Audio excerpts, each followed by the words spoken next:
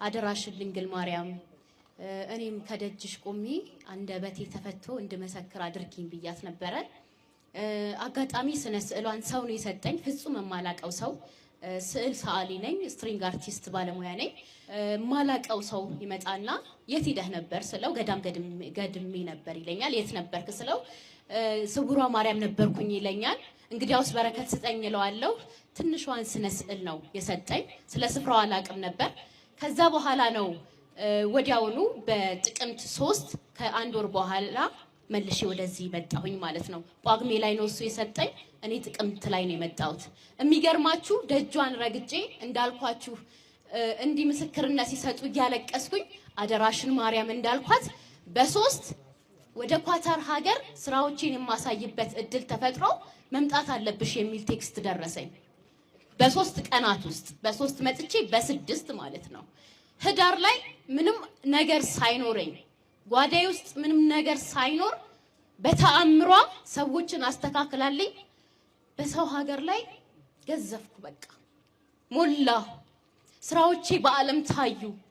ኳታር ኢንተርናሽናል አርት ፌስቲቫል ላይ ለመጀመሪያ ጊዜ ስራዎችን ይዤ ቀረብኩኝ። በጣም ደስ ይል ነበር።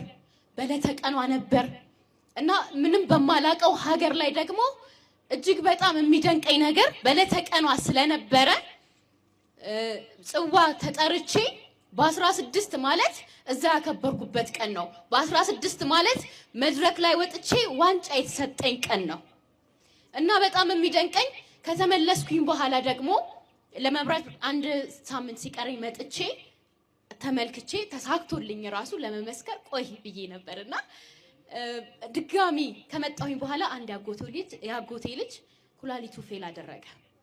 ከዚህ ይዤው ሄድኩት። ለመብረር 1 ሳምንት ሲቀረኝ ለሁለተኛ ጊዜ መጥቼ ነበር ደጇን ረግጬ። ዛሬ ለ3ኛ ቀኔ ነው።